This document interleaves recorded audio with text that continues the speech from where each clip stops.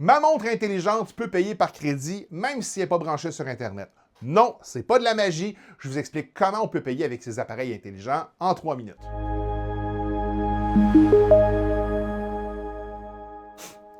Pour comprendre comment on en est arrivé là, il faut commencer par l'origine des paiements par crédit. Avant l'arrivée de l'informatique facile d'accès, la carte de crédit, c'était une série de 16 chiffres composant votre identifiant unique. On contactait l'émetteur pour approuver chaque transaction. Pendant les années 70, on a intégré une bande magnétique en arrière de la carte qui permettait de la glisser dans un lecteur qui, grâce au code sur la carte, appelez au bon endroit pour transmettre vos informations de crédit et approuver, ou décliner, c'est selon, votre transaction en quelques secondes. L'avantage, c'est évidemment la rapidité. Mais le coût, c'est la sécurité. Les données sur une bande magnétique sont statiques, c'est-à-dire que ça ne change jamais et que n'importe qui peut lire la carte peut recopier sa bande magnétique et en faire un clone. Dans les années 2000, alors que les fraudes par clonage atteignent des sommets inégalés, l'industrie, menée par le standard mondial EMV pour Europay Mastercard Visa, développe un standard qu'on appelle Chip and Pin, la carte à puce. La puce, elle ne contient pas votre numéro de carte. Elle contient un petit ordinateur miniature et sa fonction, c'est de résoudre un défi mathématique spécifique à la transaction en cours en tenant compte d'un code de brouillage contenu dans la puce. Pour autoriser la transaction, la puce a aussi besoin de votre NIP. Si le résultat de la transaction est erroné ou si le NIP ne concorde pas d'autorisation. Cette fois-ci, l'avantage, c'est la sécurité. La beauté du système, c'est que même si un hacker intercepte le signal de la transaction, les données volées sont dynamiques et à usage unique.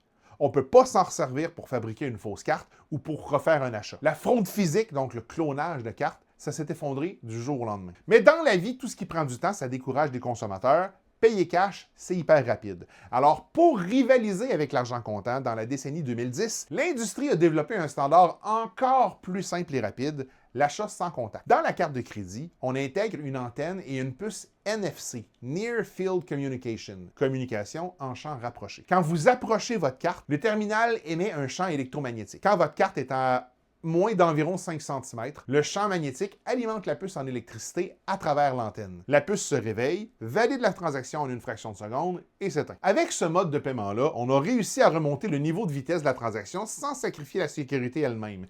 Mais on a quand même créé un nouveau problème. Si votre carte n'est pas dans un portefeuille protecteur, c'est possible pour un malfaiteur de scanner votre carte à distance, au sens figuré, mais quand même, et d'autoriser des transactions dans la limite de transactions maximale autorisée sans votre consentement. C'est plus rare, c'est plus d'efforts pour les malfaiteurs, mais ça se fait. Depuis une dizaine d'années, mais c'est plus courant depuis les 5 dernières, on peut maintenant payer par carte en utilisant un téléphone ou une montre intelligente. C'est actuellement le niveau de sécurité le plus élevé. Contrairement à la croyance populaire, votre téléphone ne connaît même pas votre numéro de carte. Quand vous l'enregistrez dans votre appareil, votre banque l'échange contre un numéro virtuel qu'on appelle un token, en français, un jeton. La transaction elle-même se passe à peu près de la même manière qu'avec une carte sans contact. Le téléphone détecte le NFC, transmet le token accompagné d'un code de sécurité unique généré pour l'achat en cours. Et même si quelqu'un pouvait intercepter votre communication, il volerait un faux numéro de carte à usage unique. Et contrairement à la carte physique, que n'importe qui peut utiliser si elle est volée, le téléphone demande des données biométriques, vos empreintes digitales ou une reconnaissance faciale, pour déverrouiller la puce NFC. Et à moins de vous appeler Nicolas Cage ou John Travolta, changer de visage, c'est pas super évident, surtout si c'est juste pour payer de l'essence au dépanneur. Alors oui, vous pouvez payer sans aucune crainte avec votre téléphone et stocker votre carte de crédit dans votre téléphone parce qu'il n'y a aucune chance qu'on puisse remonter jusqu'à la source. Encore une fois, si vous avez appris quelque chose, aimez et partagez. Et par curiosité, est-ce que vous êtes le genre qui paye avec votre téléphone cellulaire ou vous préférez utiliser votre carte de crédit physique?